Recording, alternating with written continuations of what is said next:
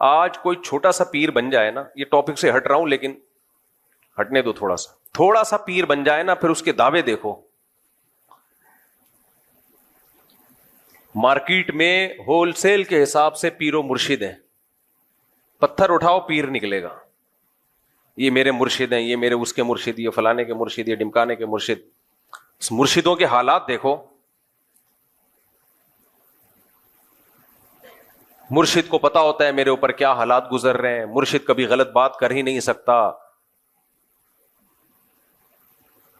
مرشد سے پوچھ کے شادیاں ہو رہی ہیں، مرشد سے پوچھ کے طلاقیں ہو رہی ہیں، مرشد سے پوچھ کے کاروبار ہو رہے ہیں. وہ مرشد ہے یا اس ایک انسان سب کچھ نہیں ہو سکتا. مرشد دوائیں بھی مرشد دیتے ہیں.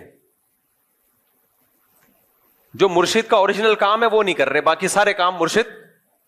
جو مرشد کا کام تھا لوگوں کے ظاہر باطن کی اصلاح کرنا. ظاہر باطن کی، ظاہر کے مطلب کیا؟ کبیرہ گناہ چھڑوا دینا، نمازوں کی پابندیاں کروا دینا، داڑھی رکھوا دینا.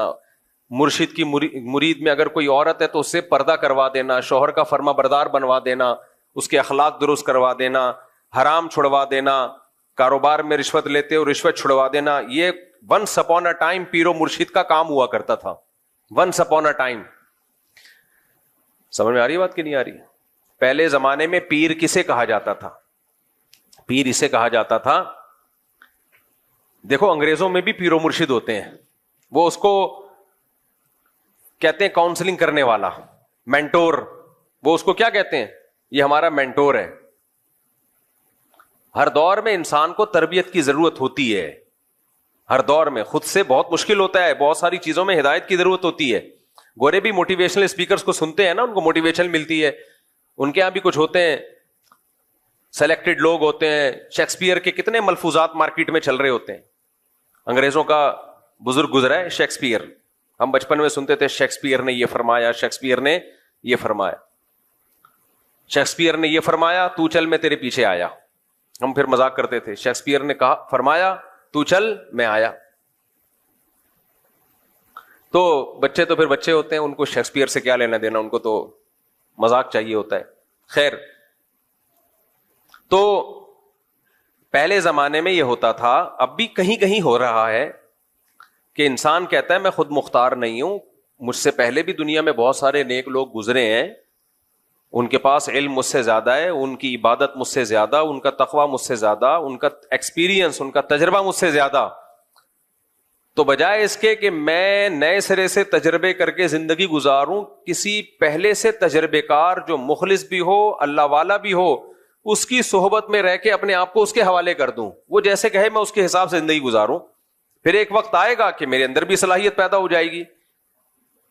تو پھر وہ کیا کرتے تھے کہ وہ ایسے پیر و مرشد کے ہاتھ میں بیعت ہوتے تھے کہ آپ اللہ والے بزرگ ہیں، آپ سے پہلے بزرگوں کی طرف سے اجازت بھی ملی ہوئی ہے بیعت کرنے کی، انہوں نے آپ پر اعتماد کیا ہے، گویا کہ آپ سرٹیفائیڈ ہیں ان کی طرف سے، تو گدی نشین ہیں آپ ان کے. تو ہم اب آپ کے ہاتھ پہ بیعت ہو کے اپنے آپ کو آپ کے حوالے کریں گے. اور کس چیز میں حوالے کریں گے؟ کہ بھائی ہم سے یہ گناہ نہیں چھوٹتے، ہمارے اندر اللہ کا اتنا خوف پیدا ہو جائے کہ ہر صغیرہ کبیرہ گناہ سے ہمیں توبہ کی توفیق مل جائے، اور ہمارے باطن سے حسد، بغض، کینہ، دنیا کی محبت یہ نکل جائے. یعنی جیسے آپ اللہ والے ہیں، اللہ کرے ہم بھی ایسے ہی بن جائیں. تو اس صحبت سے انسان بن جاتا ہے. دنیا میں سب سے پاورفل جو موٹیویشن ہے نا، پتہ ہے کیا ہے؟ وہ صحبت. کسی نیک آدمی کے ساتھ رہ لو، اس سے زیادہ پاورفل، تبدیل کرنے والی دنیا میں کوئی چیز ہے نہیں. اور آج انہی بزرگوں کا مذاق اڑا کے ان کی حیثیت ہی ختم کر دی. نئے نئے جو اسکالرز مارکیٹ میں آ رہے ہیں. تو صحبت، ہاں میں یہ بتا رہا تھا کہ پہلے زمانے میں اس کی بڑی حیثیت تھی کہ کوئی پیر و مرشد ہونا چاہیے، اس سے ہم اپنی اصلاح کروائیں. لیکن جیسے کچھ شعبے چلتے ہیں تو ٹھیک ہوتے ہیں، بعد میں ان میں خرابیاں پیدا ہو جاتی ہیں. تو اب خرابی یہ پیدا ہو گئی کہ پیر و مرشد کو انسان سے اوپر کی کچھ چیز سمجھا جانے لگا ہے. پیر کا دائرہ کار دیکھو، ڈاکٹر کا دائرہ کار کیا ہوتا ہے؟ جو بیماری ہے اس کو ٹھیک کرے. ڈاکٹر سے آپ یہ مشورہ لیتے ہو کہ میں نے کہاں شادی کرنی ہے، کہاں نہیں کرنی ہے، کون سا بزنس کرنا ہے، کون سا نہیں کرنا. ڈاکٹر کہے گا ٹیکا لگا، نکل یہاں سے، نہ میرا ٹائم ضائع کر نہ اپنا ضائع کر. تو پیر و مرشد کا کام ہوتا ہے آپ کے اندر جو گناہ ہے وہ آپ سے چھڑوا دے، بس اس سے آگے پیر کا دائرہ کار بولو نہیں ہے. حتیٰ کہ شرعی مسائل بتانا بھی اس کا کام نہیں ہے، وہ مفتیوں کا کام ہے. لیکن آج کل جو مارکیٹ میں پیر آ رہے ہیں، میجورٹی، سب نہیں، بہت سے اچھے بھی ہیں الحمدللہ، میجورٹی کیا ہے، وہ پیر کم اور اس کو معاذ اللہ پیغمبر سے بھی اونچا درجہ دے دیا ہے. میں جانتا ہوں ایسے لوگوں کو، شادی کر لی پیر کی مرضی کے بغیر، پیر صاحب ناراض ہو کے بیٹھ گئے، ابا اما کی نہیں مان رہے، پیر کو باپ بنایا ہوا ہے. شریعت میں ماں باپ کا درجہ پیر و مرشد سے بولو زیادہ ہے، ٹیچر سے بھی زیادہ ہے. یہ ذہن میں رکھو. آج کل بعض لوگ تعلیم دیتے ہیں استاذ کا درجہ ماں باپ سے زیادہ ہے. نا نا نا نا نا، قرآن کے مطابق استاذ کا درجہ والدین سے کم ہے، بہت کم ہے. بہت بڑا درجہ ہے استاذ کا، لیکن ماں باپ سے کے برابر نہیں ہے. ماں باپ کو سب سے سپیریئر رکھا ہے اللہ نے. قرآن کے الفاظ دیکھو، عیسیٰ علیہ السلام پیدا ہوئے ماں کی گود میں، جب بول رہے ہیں تو برم بوالدتی، توحید کا اعلان کر کے کہہ رہے ہیں اللہ نے مجھے حکم دیا کہ اپنی ماں کے ساتھ اچھا سلوک کروں. میں ابھی ماں کی گود میں ہے. وہ پیغمبروں کو حکم ہے ماؤں کے ساتھ اچھا سلوک کریں.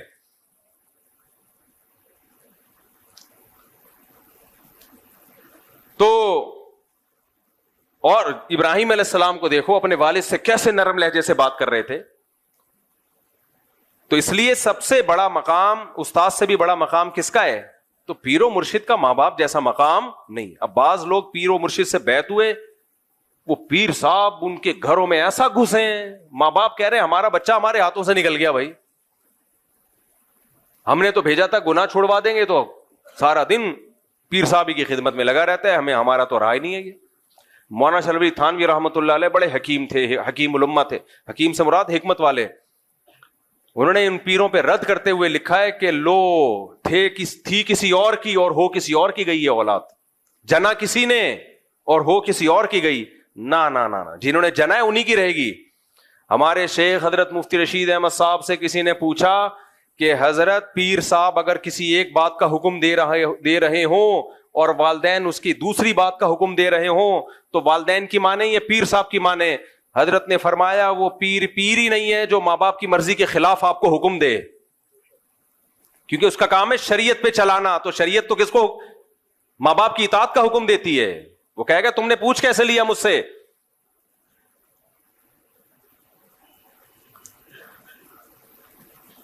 تو وہ سب کچھ ہی بن جاتا ہے. حضرت جی نے فرما دیا. تو حضرت جی جو پیر و مرشد ہیں ان کا کام اب اصلاح رہا ہی نہیں. اپنی نہیں ہوتی اصلاح، اس کی کیا کریں گے؟ دل میں دنیا کی محبت، شہرت کی لالچ. علماء کہتے ہیں بزرگ بننے کے لیے نا ظاہری اعمال کے ساتھ جو باطنی اعمال ہے نا، باطن میں 3 چیزوں کا ہونا ضروری ہے. 3 چیزیں. ظاہری تو مطلب نماز با جماعت کا پابند ہو، شریعت کے مطابق اس کا حلیہ ہو، کبیرہ گناہوں سے بچتا ہو، تو ظاہری اعمال. باطن، ظاہری تو نظر آ جاتے ہیں نا، باطن میں 3 چیزیں: حب جاہ، حب با اور حب مال. مال کا لالچی نہ ہو، ہوس نہ ہو. جاہ کا لالچی نہ ہو، شہرت کا بھوکا نہ ہو. اور تیسرا باہ. باہ کا مطلب کیا ہے؟ یہ لفظ سنا ہوگا نا، قوت باہ. حکیم جو بیچ رہے ہوتے ہیں نسخے. باہ بڑی بھی نہ ہو حد سے. کیا مطلب؟ حلال اور حرام کا فرق جانتا ہو. کتنے جاہل پیر ایسے ہیں، لوگوں نے اپنی بیٹیاں ان سے بیعت کروائیں اعتماد کر کے کہ یہ باپ والا سلوک کریں گے، اور انہی کے ساتھ غلط نظروں سے دیکھنا شروع کر دیا. انہی کو غلط نظروں سے دیکھنا شروع کر دیا. تو یہ کیا ہے؟ اس کا مطلب اس کو اپنی خواہش پہ کنٹرول نہیں ہے. بچیوں کو پڑھا رہے ہیں اور پڑھا کے ان سے ریلیشن قائم ہو گیا. یہ اسکینڈل بنتے رہتے ہیں، یونیورسٹی میں بھی بنتے ہیں اور بعض مذہبی لوگوں کے بھی بنتے ہیں. تو پہلے زمانے میں دیکھا جاتا تھا، جو بزرگ تھے نا وہ خلافت دینے سے پہلے دیکھتے تھے کہ نمبر 1 ظاہری تو کبیرہ گناہ تو نہیں ہے. آج بعض لوگوں کو خلافت ملی ہوئی ہے، سودی بینک میں مینیجر ہے. اب کمائی حرام رہا ہے، اس کو آپ نے خلافت دے دی ہے بھائی. تو کبیرہ گناہ کا مرتکب ہے، آپ اس کو خلافت دے رہے ہو. نماز پڑھ نہیں رہا، ایک پیر صاحب نے خلافت دی اپنے مرید کو کہ یہ میرے جانشین ہے، وہ فجر نہیں پڑھتا تھا. ہم نے کہا حضرت یہ تو فجر کی نماز ہی نہیں پڑھتا. چلو ایک آدھ دن ہوتا ہے, 2 دن ہوتا ہے, 15 دن شارٹ. انہوں نے کہا انشاءاللہ اللہ توفیق دے گا, پڑھ لے گا. ابے تو جب توفیق دے گا تو پھر خلافت دے دینا نا. جو نماز نہیں پڑھ رہا وہ دوسروں کو کیا نمازی بنائے گا؟ یا تو کوئی شرعی عذر ہے تو وہ پیش کرے بھائی, کوئی شرعی عذر ہے تو. یہ تو ظاہری اعمال ہے. اور باطن میں شہرت کا بھوکا نہ ہو, دنیا کو مسافر خانہ سمجھتا ہو, دل میں یہ ہو اس کے. دنیا جس کے پاس دولت ہے تو یہ مطلب نہیں کہ دنیا کو مسافر خانہ نہیں سمجھتا. سلیمان علیہ السلام کے پاس تو بے پناہ لگژری لائف تھی, مگر پھر بھی دنیا کو کیا سمجھتے تھے؟ مسافر خانہ. میرے شیخ و مرشد حضرت مفتی رشید احمد صاحب کے پاس بہت لگژری لائف تھی آپ کی, ایسی خوبصورت گاڑی کویت کے شہزادے سے خریدی تھی آپ نے. کوئی ان کی زندگی دیکھ کے کہتا کہ یہ تو معاذ اللہ عیاش ہیں, لیکن ہم ان کی صحبت میں رہے, پتا ہے کہ ان کے دل میں دنیا کی محبت نہیں تھی. وہ دنیا کو مسافر خانہ. مسافروں میں بھی تو کوئی بزنس کلاس میں سفر کرتا ہے, کوئی اکانومی میں سفر کرتا ہے. کہتے ہیں بھائی جب اللہ نے پیسہ دیا تو بزنس کلاس میں سفر کرو, اچھی گاڑی رکھو. محبت نہیں تھی دل میں. محبت کا پتہ کیسے چلتا ہے؟ اب آپ کہو گے پتہ کیسے چلے گا؟ پتہ ایسے چلے گا چھن جانے پہ غم کتنا ہوتا ہے. ہمارے حضرت کے لاکھوں روپے ڈوب گئے ایک بزنس میں, کہتے ہیں میرے دل پہ ایک بال نہیں آیا. اور جب الائنس والوں کا ایک بزنس ہوا تھا تو بہت سے لوگ ہارٹ اٹیک سے مر گئے تھے. حضرت نے ان کا نام رکھ دیا تھا شہدائے الائنس, یعنی ان کا پیسہ ڈوبا اور شہید ہو گئے. اس سے کبھی بھی اندازہ نہ لگایا کرو کہ کوئی بزنس کلاس میں سفر کر رہا ہے یا بڑی گاڑیوں میں گھوم رہا ہے تو یہ دنیا کی محبت اس کے دل میں ہے. نا نا نا نا, ایسے تو آپ دھوکہ کھا جاؤ گے بھائی. آپ تو سلیمان علیہ السلام کی شاہی زندگی دیکھو گے تو آپ سمجھو گے یہ پیغمبر بھی معاذ اللہ دنیا پرست ہے. نا نا نا, دنیا پرستی کا پتہ دل کی کیفیت ہے. اس سے پتہ چلتا ہے کہ اگر یہ چھن جائے تو اس کو غم کتنا ہوتا ہے. اہل اللہ والوں کو وہ غم بہرحال نہیں ہوتا جو دنیا پرستوں کو. تو کہتے ہیں مسافر خانہ ہے, مل جائے ٹھیک ہے, نہیں تو کیا ہے, جیسے بس میں سفر کر رہے ہوتے ہو, سیٹ مل جائے کھڑکی والی خوش ہو جاتے ہو, نہیں تو پائدان پہ لٹک کے بھی سفر ہو جاتا ہے. اب آپ نے کہا وہ کھڑکی والی سیٹ پہ بیٹھا ہوا اتنا, اس کا مطلب یہ دنیا پرست ہے, اس کو یہ مسافر خانہ نہیں سمجھتا. نہیں بھائی, اس کو یہ سیٹ نہ ملتی تو پائدان پہ لٹک کے سفر کر کے بھی اسی طرح گنگناتا ہوا جاتا. یہ تو ہم نے دیکھا ہے اللہ والوں کو پیسہ چھین بھی جائے, کہتے چلو یار آنے جانے والی تھی. دنیا دار آدمی تو مر رہا ہوتا ہے, اور اللہ والوں کے پاس جتنا پیسہ ہوتا ہے ان کے صدقات و خیرات آپ کے ہوش اڑا دے, اور جتنا ان کے پاس ہو سکتا ہے اتنا نہیں ہوتا, وہ اس سے بھی زیادہ سکتا ہے. تو پہلے زمانے میں یہ بزرگ کی ڈیفینیشن ہوتی تھی, اب بھی ہے, اللہ والے لوگ ہیں, ختم کبھی بھی نہیں ہوں گے. دنیا میں قیامت آ جائے گی اگر سارے اللہ والے ختم ہو جائیں, لیکن اس میں دھوکہ زیادہ ہو گیا ہے. تو خیر میں جلدی سے بات کو سمیٹ کے ختم کروں تو نبی کریم صلی اللہ علیہ وسلم نے صحابی کو فرمایا انتم اعلم بامور دنیاکم منی, تم جو کھجوروں کو, نر کھجوروں کو مادہ کھجوروں کے ساتھ جو ان کا بھور ملاتے ہو, تو اگر تم نے میرے مشورے پہ نہیں ملایا تو میں نقصان ہو گیا, تو کوئی ایسی بات نہیں ہے, دنیا کا معاملہ ہے, تم مجھ سے زیادہ جانتے ہو. تو ہمارے نبی نے تو بتا دیا کہ دنیا کے معاملات میں بھائی تمہارا تجربہ ہے تو ٹھیک ہے, اس میں کوئی حرج نہیں ہے. مجھے اللہ نے میسنجر بنا کے بھیجا ہے اللہ کا پیغام بندوں تک پہنچانے کے لیے. کھجوریں کیسے زیادہ بڑھیں گی اور کم ہوں گی یہ میرا موضوع نہیں ہے. تو میں یہ بتا رہا تھا آج کل پیروں کو یہ خود یہ بات ہمارے نبی کے نبی ہونے کی دلیل ہے, خود یہ بات نبی کے نبی ہونے کی دلیل ہے. دیکھو جو سچا ہوتا ہے اس کا دعویٰ کلیئر ہوتا ہے, جو جھوٹا ہوتا ہے وہ روزانہ پینترے بدلتا ہے. مرزا غلام احمد قادیانی کے دعوے آپ اس کی کتابوں سے اٹھا کے دیکھو, روز چینج ہوتے تھے.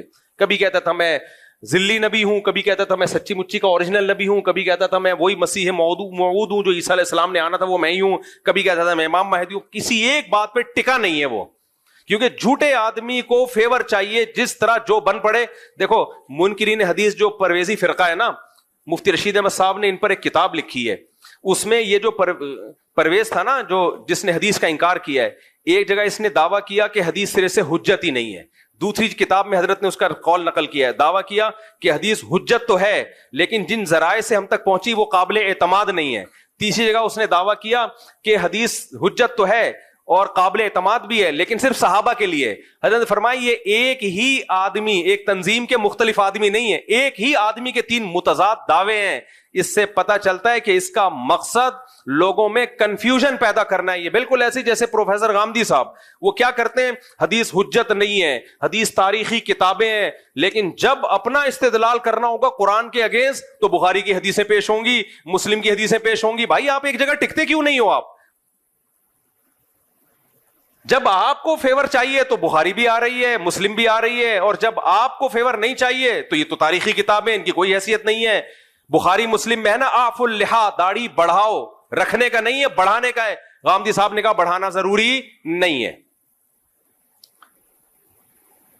صحیح مسلم, بخاری مسلم میں عیسیٰ ابن مریم آسمانوں پہ ہیں. لَيُوشِكَنَّ أَن يَنزِلَ فِيكُمُ ابْنُ مَرْيَمَ حَكَمًا وَعَدْلًا. پورے عربی الفاظ پڑھ کے سنا رہا ہوں میں. ضرور بھی ضرور تم پر عیسیٰ ابن مریم آسمان سے نازل ہوں گے. بخاری میں بھی ہے, مسلم میں بھی ہے, حدیث کی تمام کتابوں میں ہے.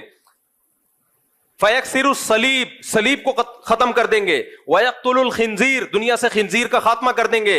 وَيَضَعُ الْجِزْيَةَ, اور جہاد میں جزیے کو ختم کر دیں گے. اتنی واضح حدیث, لیکن جب جناب غامدی صاحب کے سامنے جاتی ہے کہتے ہیں حدیث تاریخی کتابیں ہیں. تو یہ بھائی ایک جگہ آپ ٹک نہیں رہے ہو. جب میں بھی کینیڈا امریکہ میں تھا نا تو ایک خاتون بڑی اگریسو ہوئی تھی. غامدی صاحب کا کلپ سنا, آپ کیا 4 شادیاں کرتے رہتے ہو, یہ تو غزوہ احد میں بچیاں شہید ہو گئی تھیں, وہ سارے کچھ لوگ شہید ہو گئے تھے تو بچیاں یتیم ہو گئی تھیں, ان کے لیے اسلام نے کہا 4 کرو. میں نے کہا محترمہ, ان کو تو جواب نہیں دیا, میں نے کہا میں جا کے جواب ریکارڈ کرواؤں گا کہ یہ آپ نے پروفیسر غامدی صاحب کی دلیل سنی ہے. قرآن میں صاف طور پر 4 شادیوں کا تذکرہ ہے. تو غامدی صاحب نے کہا غزوہ احد میں کچھ ایسا ہوا تھا جس کی وجہ سے اجازت دی گئی تھی, تو ضرورت کے وقت اس اجازت سے فائدہ اٹھایا جا سکتا ہے. یہ کہاں سے نکالا آپ نے؟ یہ تو بخاری کی حدیث ہے, حضرت عائشہ کہہ رہی ہیں نا, اور اس کا مطلب بھی وہ نہیں ہے جو آپ بیان کر رہے ہیں. وہ مطلب کیا ہے وہ ایک الگ بحث ہے, لیکن آپ استدلال قرآن کے خلاف کہاں سے کر رہے ہو؟ بخاری کی حدیث سے کر رہے ہو. تو اجماعی مسئلہ ہے, اس میں جب آپ نے قرآن کی مخالفت کرنی ہے تو پھر بخاری کا سہارا, جب نہیں کرنی تو بخاری کی کوئی حیثیت نہیں ہے. تو بھائی ایک جگہ نہیں, جو بھی اس ایک جگہ, ان کا مقصد کنفیوژن پیدا کرنا, ہر مسئلے میں کنفیوژن پیدا کر دینا. تو ہمارے نبی کریم صلی اللہ علیہ وسلم کی سیرت دیکھو, جو پہلے دن دعویٰ تھا آخری دن بھی وہی. پہلے دن بھی انما انا بشر مثلکم, بشر ہوں, انسان ہوں, میرا کام اللہ کا پیغام تم تک پہنچانا ہے. نہ میں عالم الغیب ہوں, لو کنت عالم الغیب لاستکثرت من الخیر, اگر میرے پاس غیب کا علم ہوتا مجھے کبھی نقصان نہ ہوتا. تم دیکھتے ہو مجھے نقصان بھی ہوتا ہے, اس کا مطلب نہیں ہے میرے پاس غیب کا علم اور مجھے کوئی نقصان نہ ہوتا. اور میں قل سبحان ربی, میرا رب ہر عیب سے پاک ہے. تم جو مجھے کہتے ہو کہ نہریں جاری کر دیں, یہ کر دیں, وہ کر دیں, بھائی میں خدائی کا دعویٰ تھوڑی کر رہا ہوں, میں تو اللہ کا پیغام تم تک پہنچاؤں. اور پیغام بھی کیا ہے؟ حلال و حرام کا علم, اللہ کا پیغام. کھجوروں میں برکت, کھجوریں کیسے بڑھتی ہیں کم ہوتی ہیں, یہ میرا موضوع نہیں ہے, اس میں مجھ سے غلطی بھی ہو سکتی ہے. دیکھو بخاری کی حدیث ہے, خدا کی قسم یہ ایسی نبوت پر ایسی جاندار دلیلیں ہیں نا, یہ حدیثیں ایسی جاندار دلیلیں. جب بھی کوئی شخص جھوٹ بولتا ہے نا وہ اتنا کلیئر نہیں ہوتا, اتنا صاف نہیں ہوتا. وہ صحیح بخاری کی حدیث ہے, نبی کریم صلی اللہ علیہ وسلم فجر کی نماز پڑھانے کے لیے آئے, اقامت ہو چکی تھی. آپ نے کیا فرمایا؟ لوگ تو اس کو توہین سمجھیں گے لیکن یہ تعظیم نبی ہے, یہ تعظیم نبی ہے. آپ نے فرمایا یا ایھا الناس انما انا بشر مثلکم, اے لوگو میں تمہاری طرح کا انسان ہوں, انسا کما تنسون, ایسے بھولتا ہوں جیسے تم بھول جاتے ہو. پھر آپ نے فرمایا مجھ پہ غسل فرض ہے اور وہ میں غسل کرنا بھول گیا. پھر آپ گئے, غسل کر کے آئے اور آپ کے بالوں سے پانی ٹپک رہا تھا اور آپ نے نماز پڑھائی ہے. بے داغ سیرت اسی کو کہا جاتا ہے. آج جاہل پیروں کو دیکھو, شیو سرکار کو دیکھو, ان جاہل پیروں کو دیکھو, یہ اپنے بارے میں, یہ تو ان سے, اور یہ جتنے اس ٹائپ کے اور بہت سارے پیر ہیں, کوئی ایک نہیں ہے, وہ تو شفت و مشہور ہو گیا. تصوف کی لائن میں جو خرابیاں ہیں, پیر کو پتہ نہیں کیا سمجھ رہے ہیں, نہ یہ بھول سکتا ہے, نہ اس سے غلطی ہو سکتی ہے, نہ یہ غلط مشورہ دے سکتا ہے, نہ اسے اونگ آتی ہے, نہ اسے نیند آتی ہے. وہ گوہر شاہی مرا تھا تو انہوں نے کہا مرا نہیں, یہ غار میں چلا گیا ہے, نہ یہ مرتا ہے. پیغمبر کے بارے میں قرآن کہہ رہا ہے انک میت وانہم میتون, اے نبی آپ پر بھی موت آئے گی, ان پر بھی موت واقع ہوگی. کل نفس ذائقۃ الموت, ہر نفس نے موت کا ذائقہ چکھنا ہے. کیسی بے داغ سیرت سید الانبیاء صلی اللہ علیہ وسلم کی. تبھی تو آپ کا دین چلا ہے اور چلتا رہے گا قیامت تک.